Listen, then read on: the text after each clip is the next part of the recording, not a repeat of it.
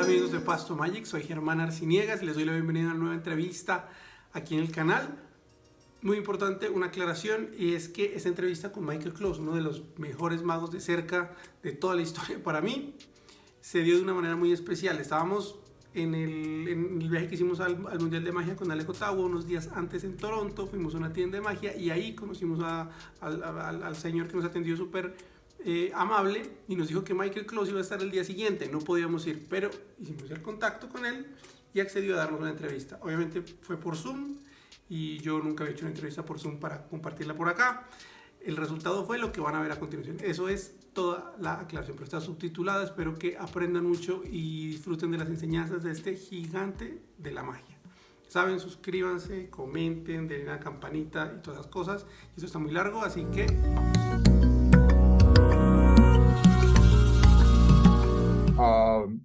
My name is Michael Close, and I have been basically someone who's made his living from either magic or music.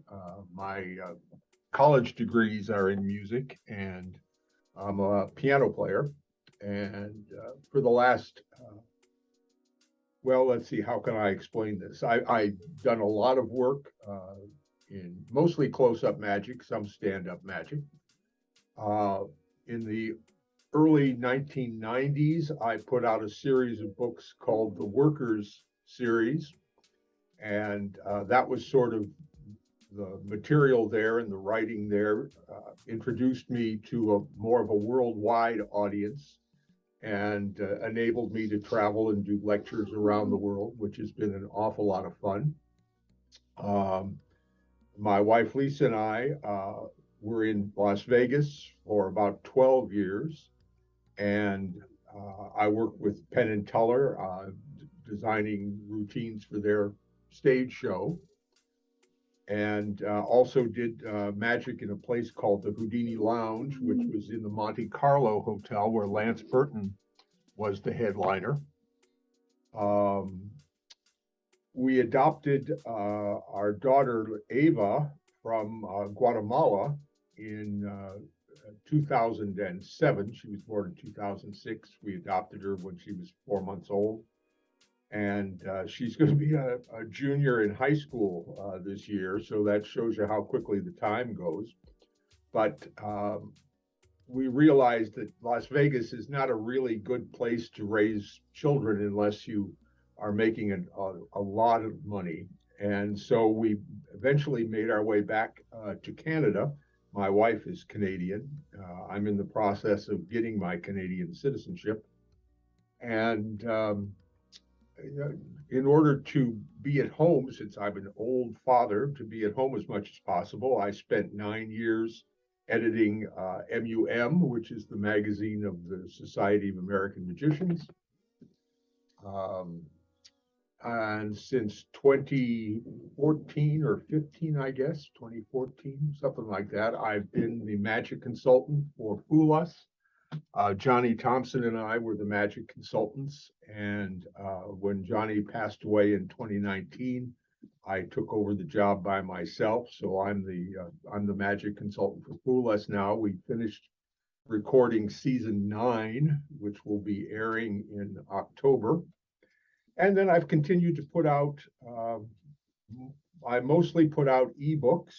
I like them because I can combine text and video and photographs. And I think it's a fantastic way to teach things. There's really nothing like it if it's done well.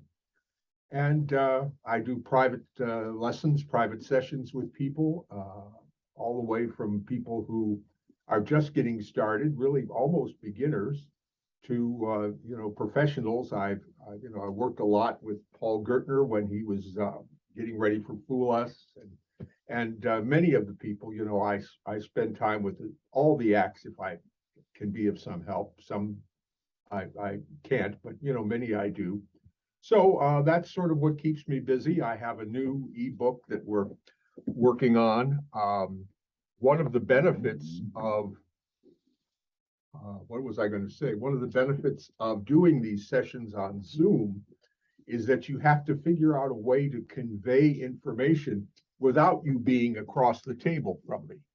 And that can be a challenge, because, I can show my hand and do this, but to get the concepts and to get people to understand. So that's been very good for me because it's really helped me develop a system of teaching that I think has been very effective. So that's sort of what keeps me busy. I'm not performing much at this point in time, but I am keeping busy with these other things. Oh, I've performed lots and lots and lots and lots. Yeah, many, many hours in front of an audience, and I enjoy it very much.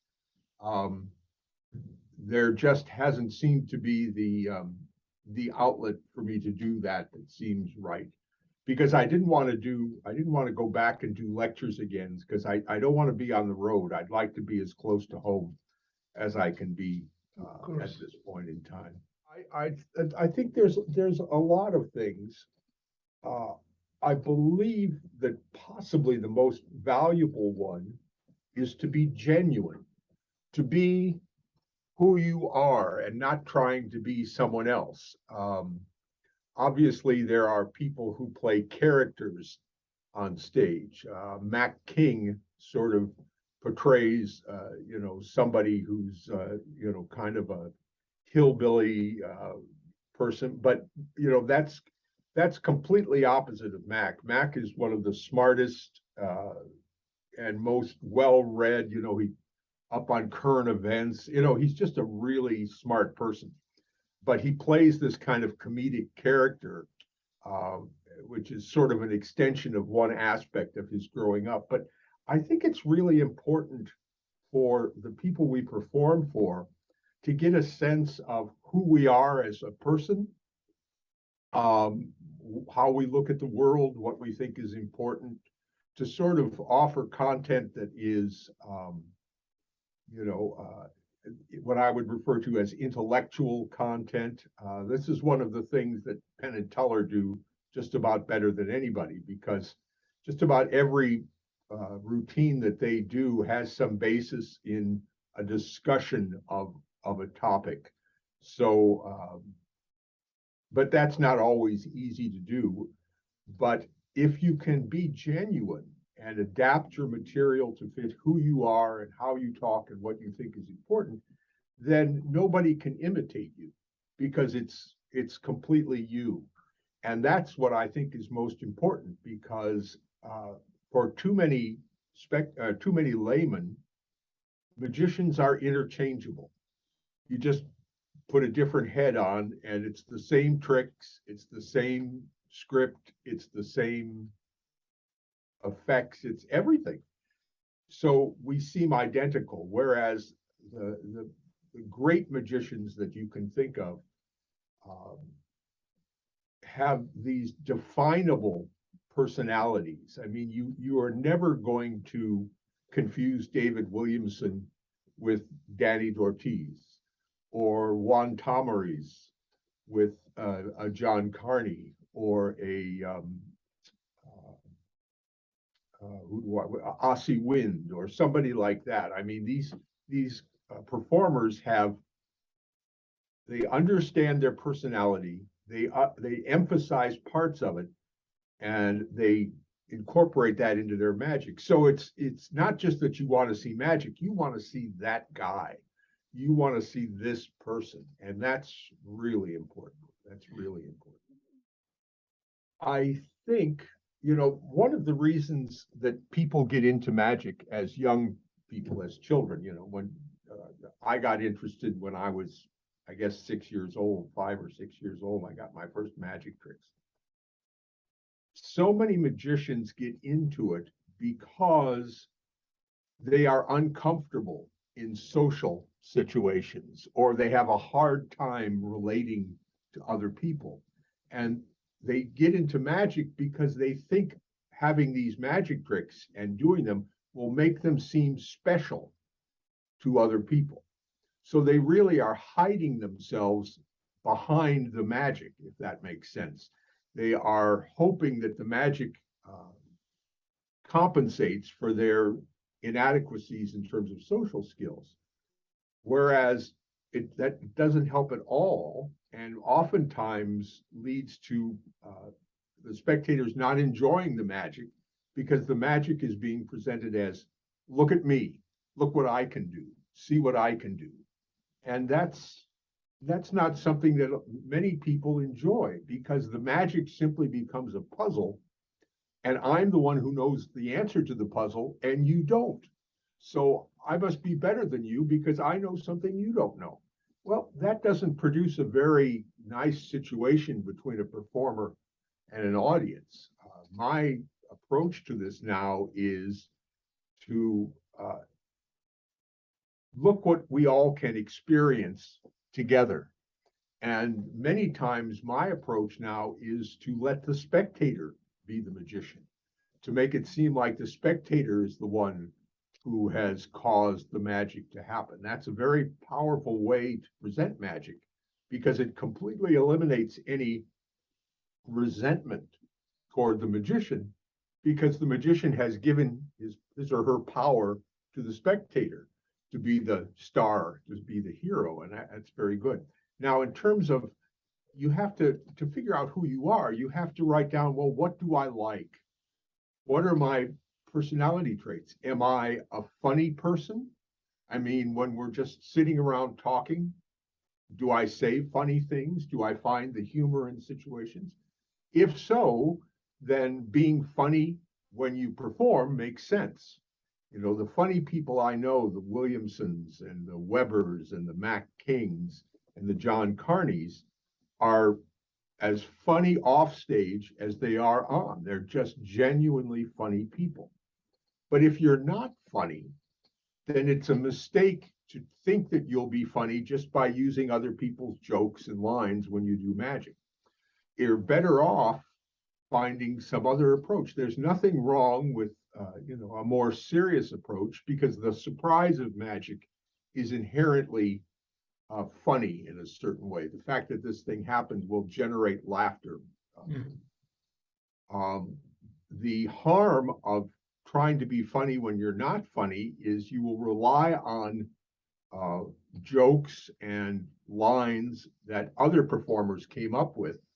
And again, we have this problem of being interchangeable. I heard that guy do the same jokes. I heard that guy do the same thing. So I think it's important to perhaps make a list and say, what are the things I like? What are the things I don't like?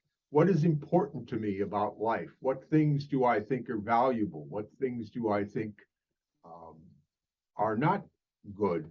And, and also to ask yourself, if you weren't doing magic, could you carry on a good conversation with people?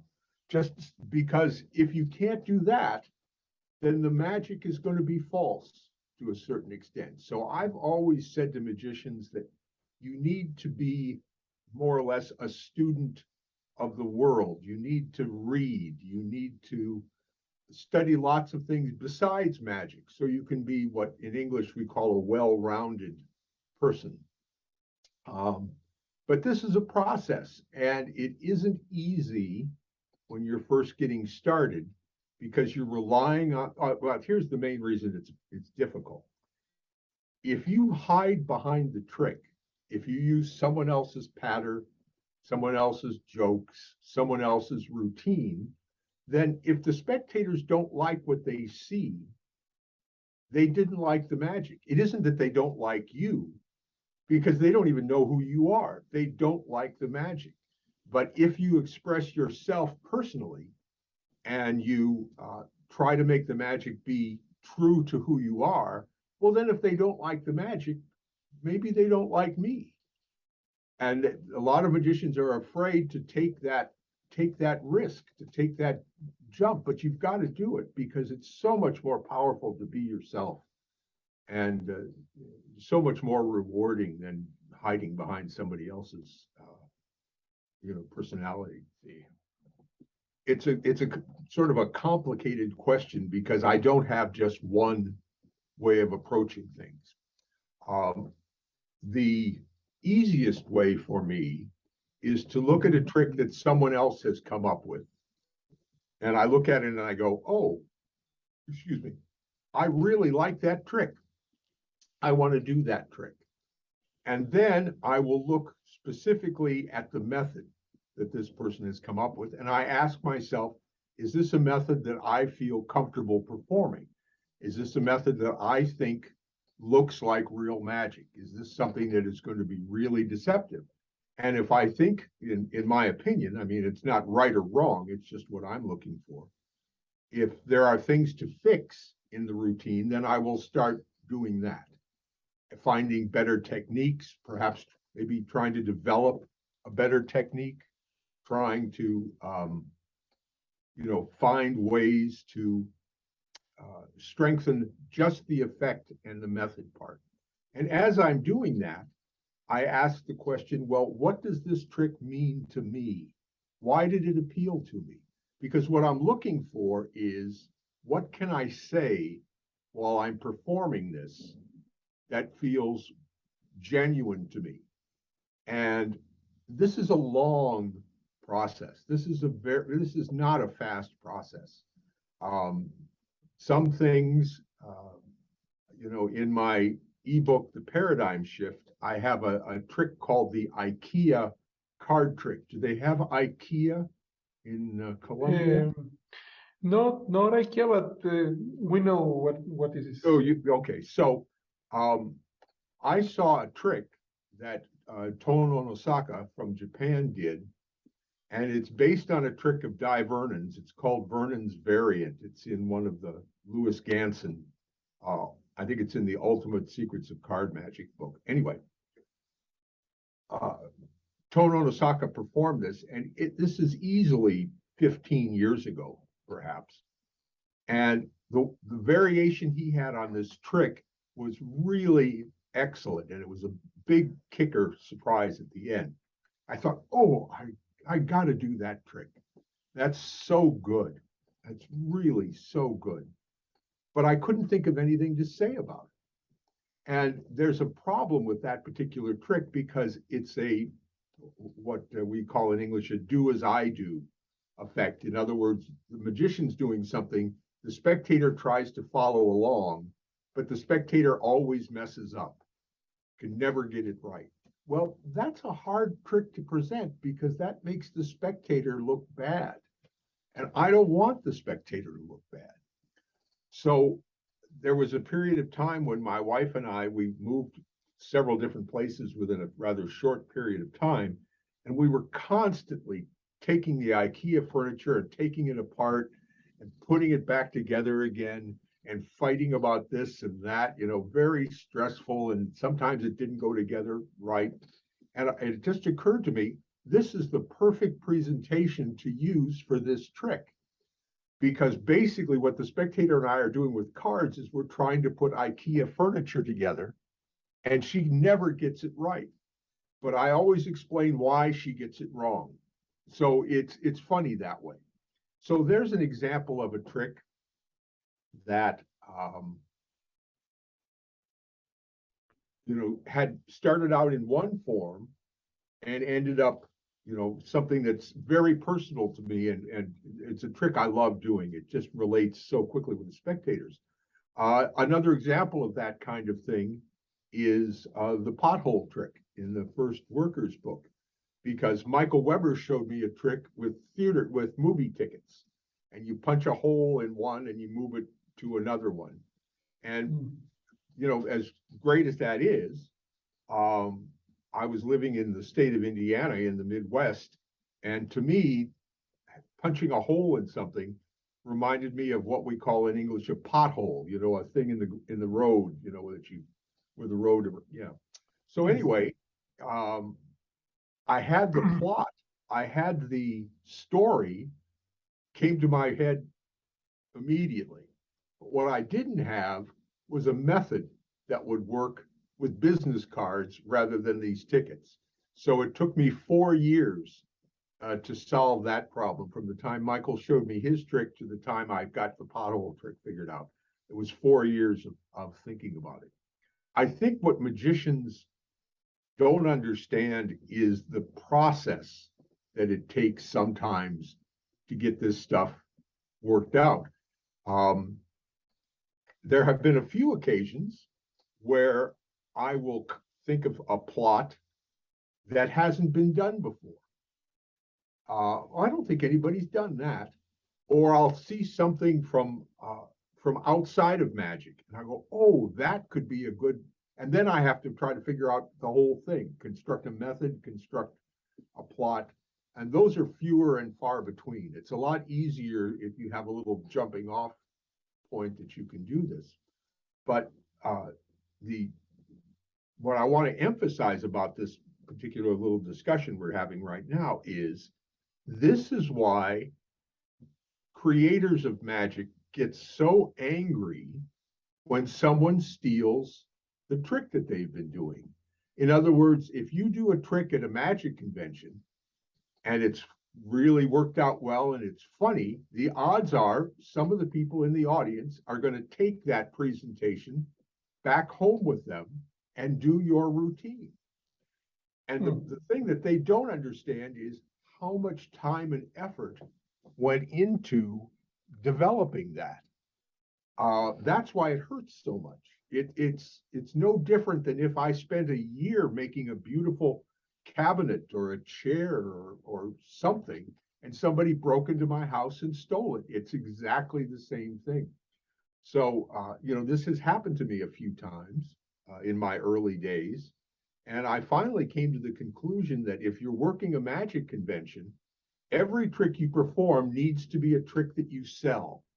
So unless you're having a session with very good friends that you trust, anything you show anybody has to be something they can buy.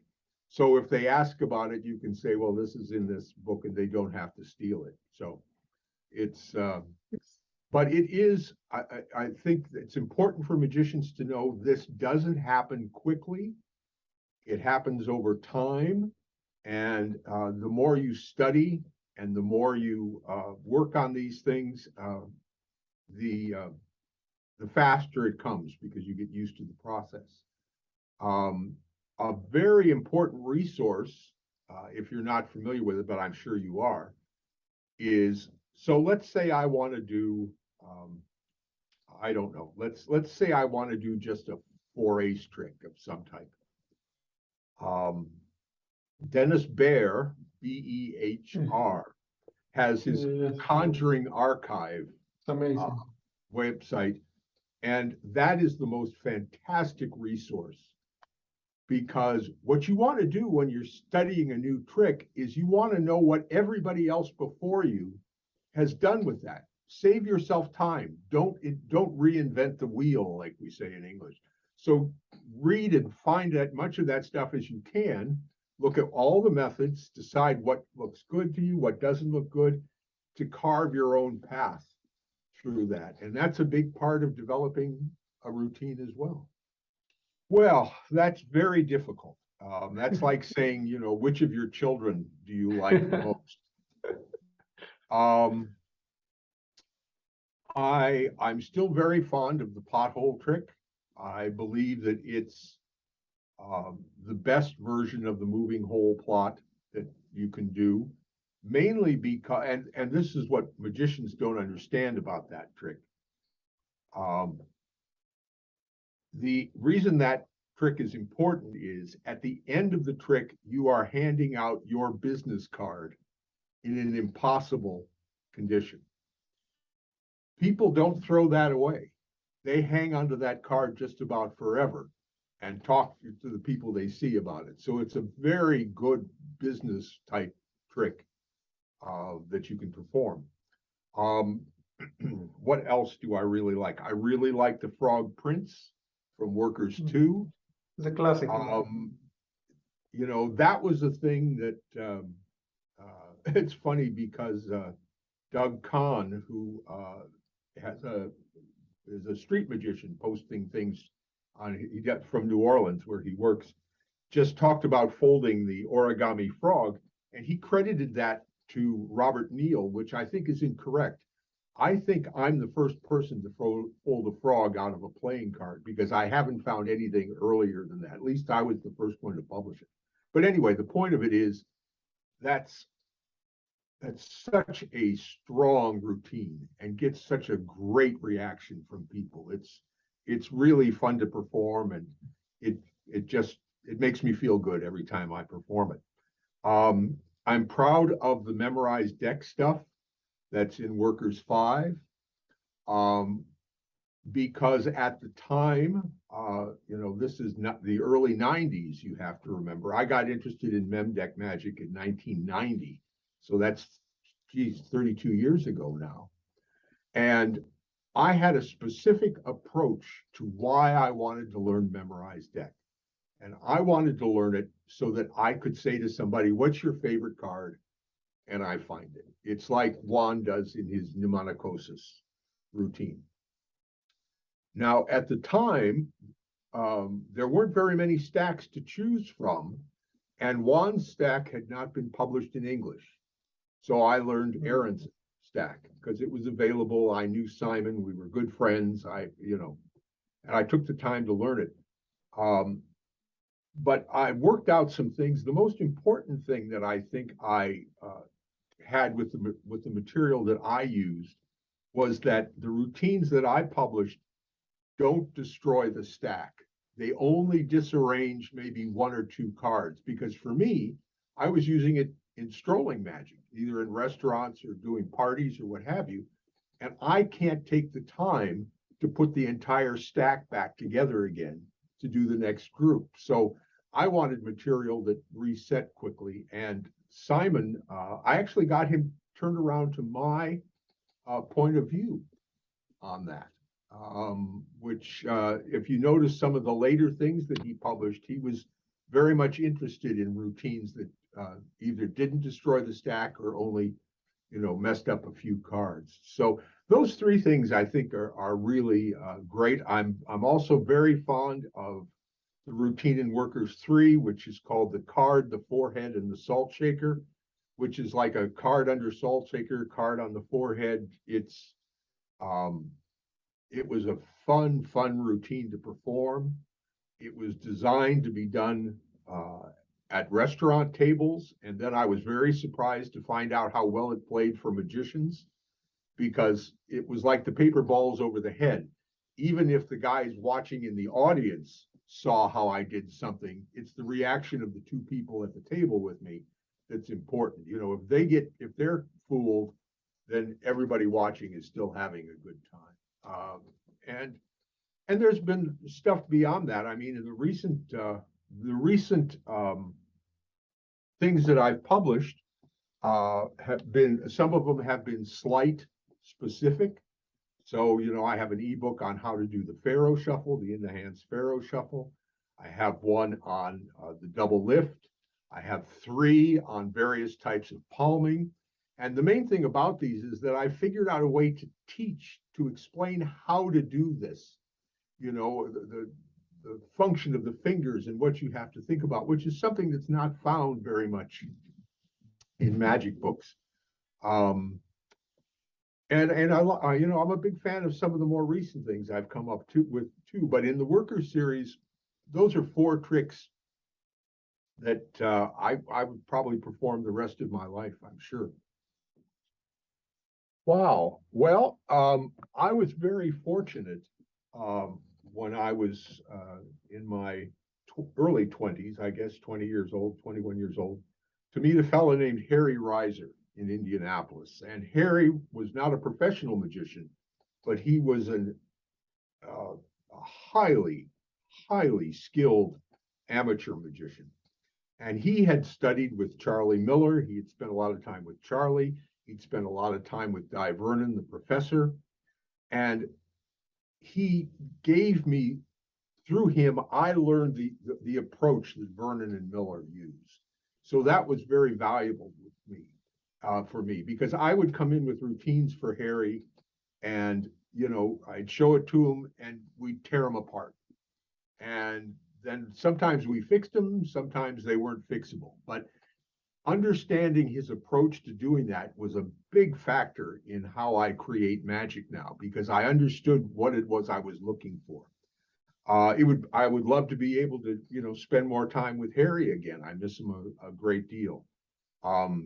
Johnny Thompson was another one who was fantastic to work on things with, because Johnny seemed to have an encyclopedic knowledge of everything, and his memory was just, he could remember everything. I don't know how he did it, but he could.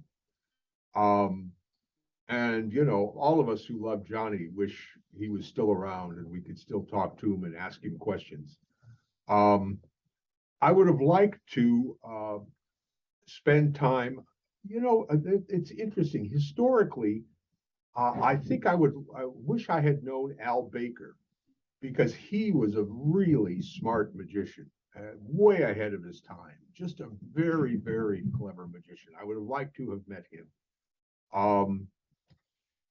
I would have liked to have met Mellini, not so much to work out material, but just to see him perform. The new book that Steve Cohen has it paints a very clear picture of Mellini as the man and the performer, and it would have just been so great to see how this little guy got away with all the stuff that he did. I do have a little group of friends, that as I come up with new things, I show them to them and we talk about them. And it's always good to have people who will give you honest criticism to work on these things with. But I guess, and I would probably, I didn't know Vernon well. I met him on a few occasions and talked to him a little bit. Most of the time when I talked to Vernon, I actually talked to him about the piano players that he had known, because Vernon was an amateur piano player.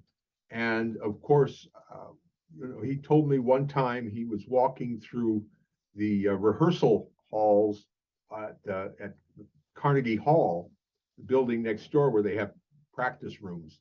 And he heard this wonderful piano playing, and he looked in the window in the room, and it was Fats Waller, the guy who wrote Honeysuckle Rose and Ain't Misbehavin', who was practicing. He had a bottle of gin on the top of the upright piano, and he was just practicing in there. So, these are like these 1 degree of separation things that are just fantastic.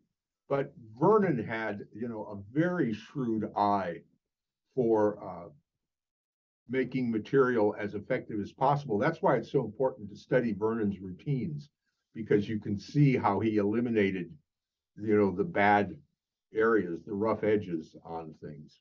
That's a good question. That's an interesting question. Well, it's not entirely, it doesn't correlate exactly, but there are many things I've found in music that do apply to magic. One of the things that you get when you're a musician is you understand what practice is all about.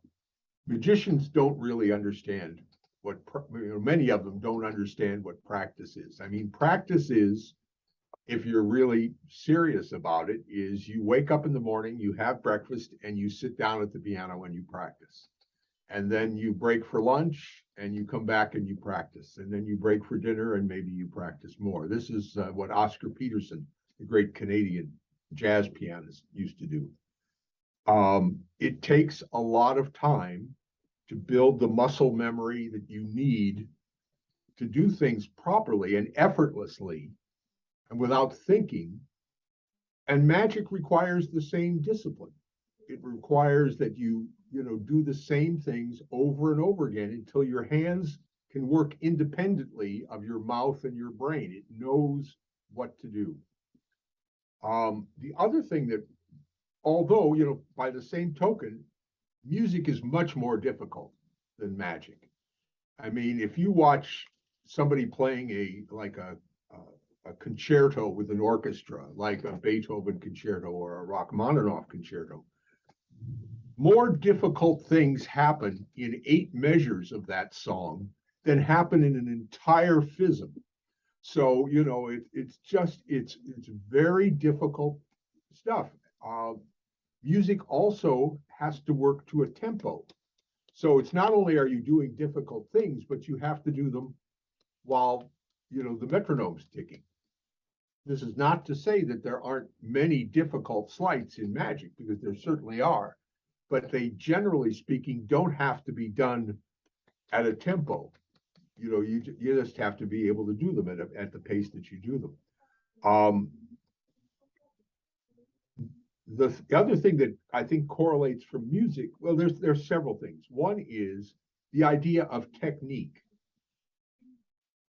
I'm one who believes that your technique should be concealed.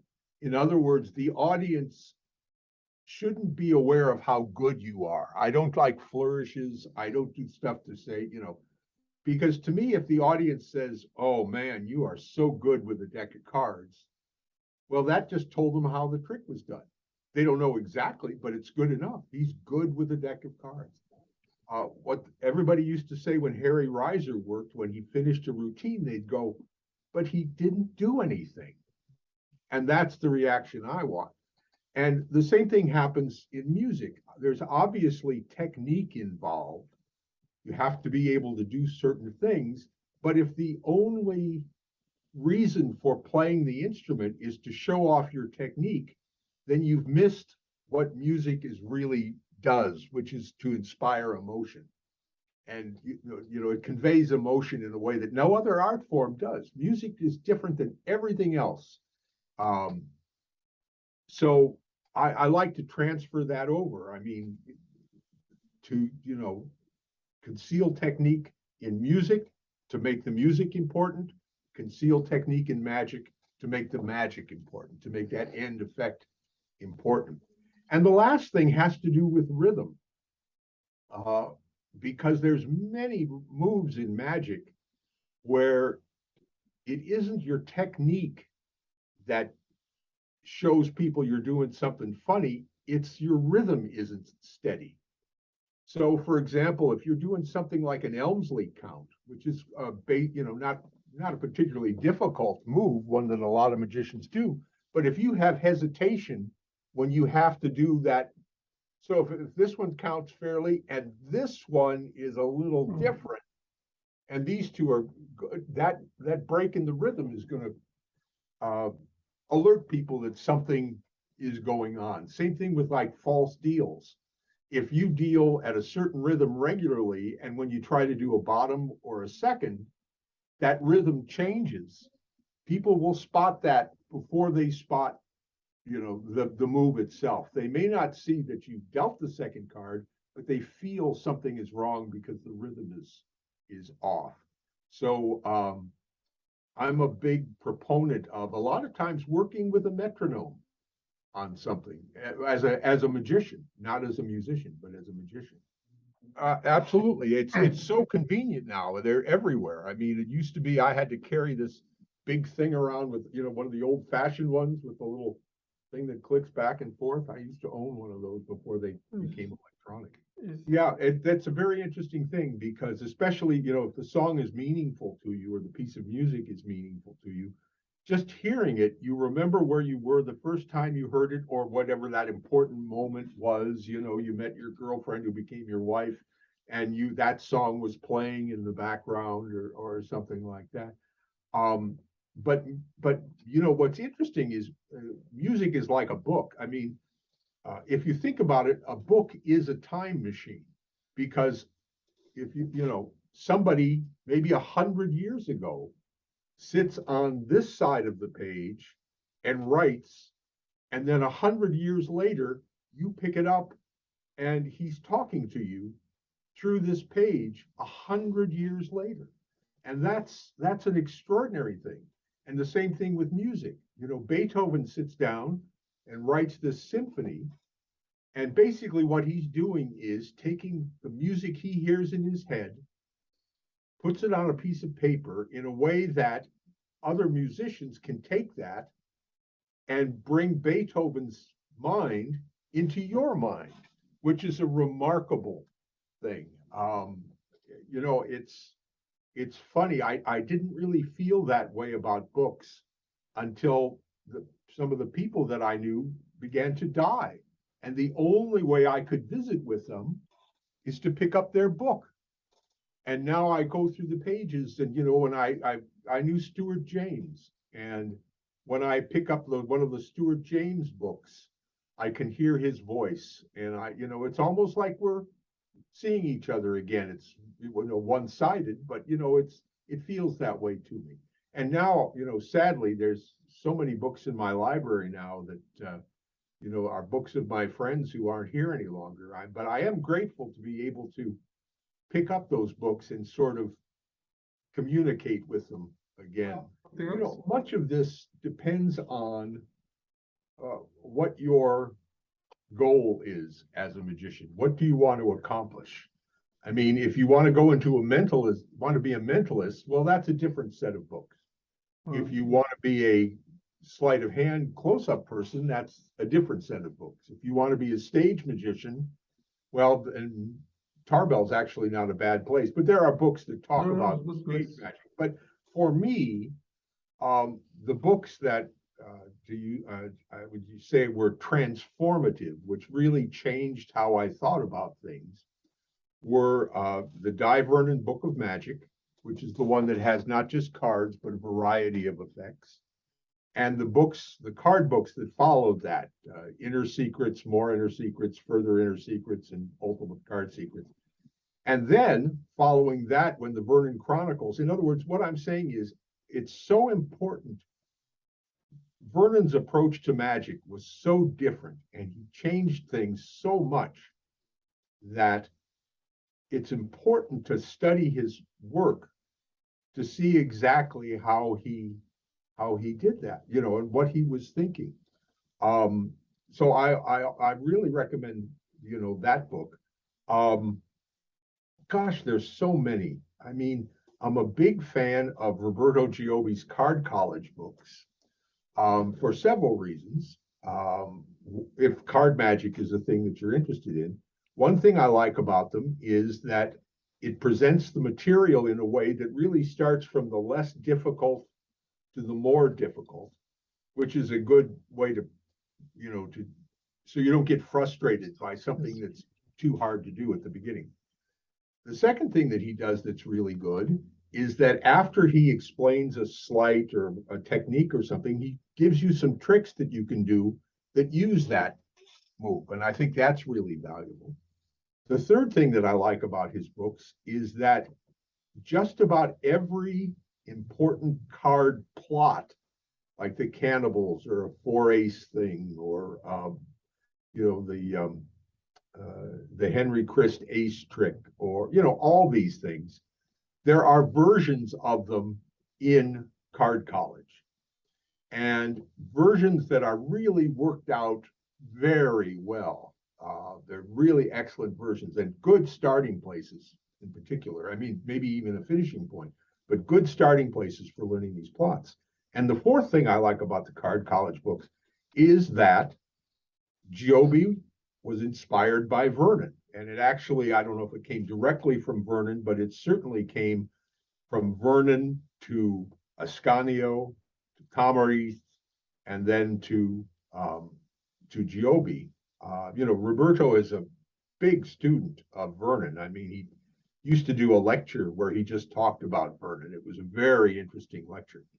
So the Card College books, I think, are really excellent books.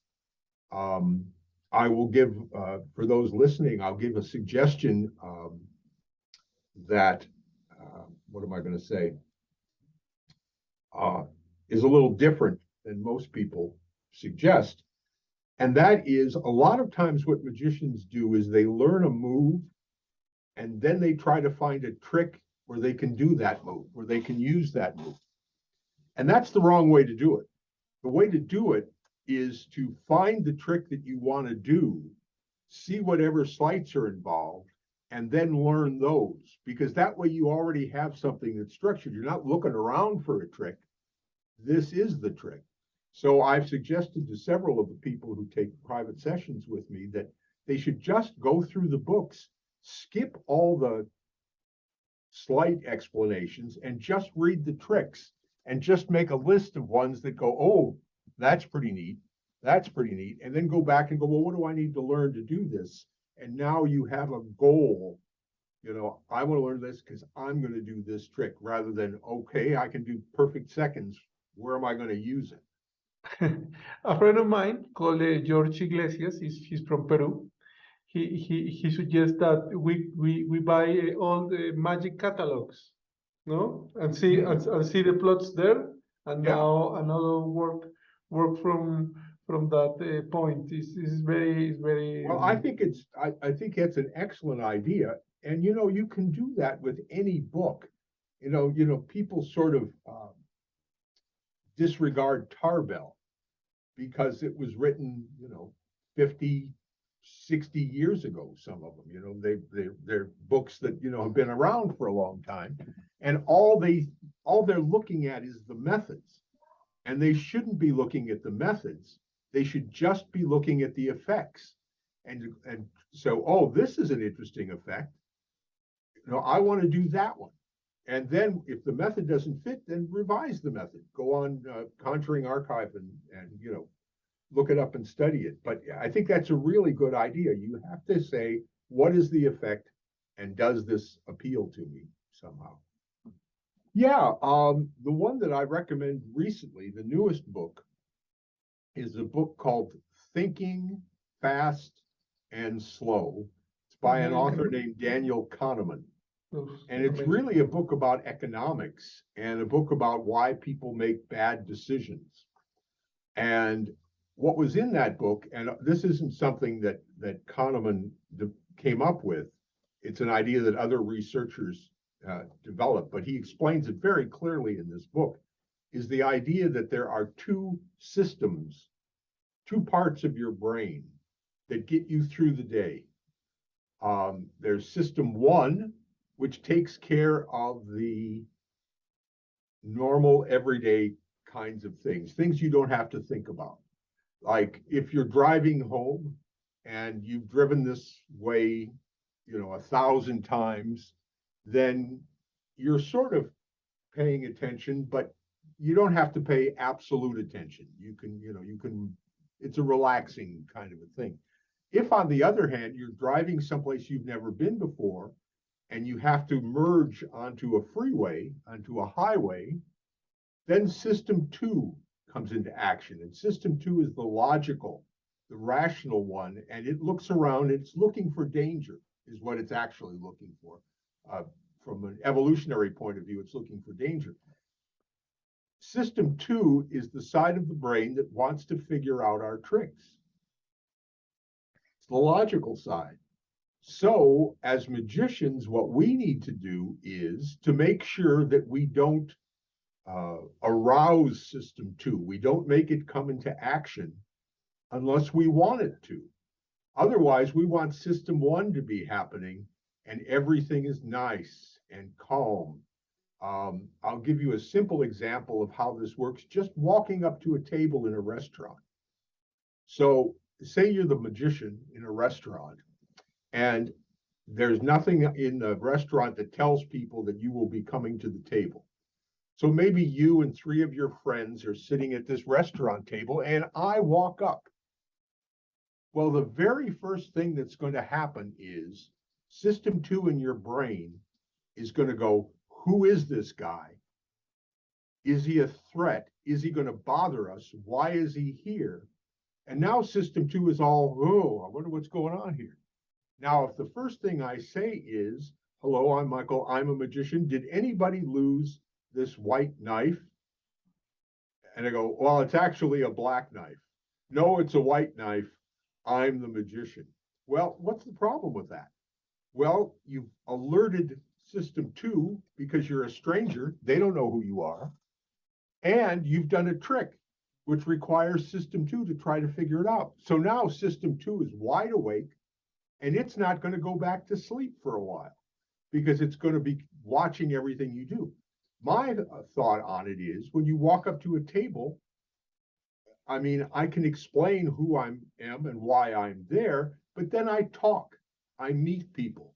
I want them to think of me as someone who's part of the group.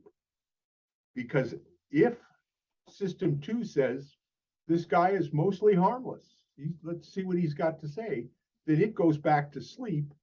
And system one says, okay, this is comfortable. And then I just have to make sure that everything I do is so fair and looks so clean that system two never goes, oh, that was weird. What was that thing he did there? What's going on? You know what I mean? And this all came from this Daniel Kahneman book. I've written about it. It's in my ebook, The Paradigm Shift. because I think it's one of the most powerful tools that a magician can have to understand how to use that effectively. Because if you use it wrong, you get busted all the time because you don't have a chance. Well, I think this is it, the interview. So thank you very much, first of all. Oh, you're very welcome. I hope I answered as many questions as you wanted. And like I say, just let me know when you put this up, and I'll be sure to promote it and let everybody know. Say hi to everybody around there, and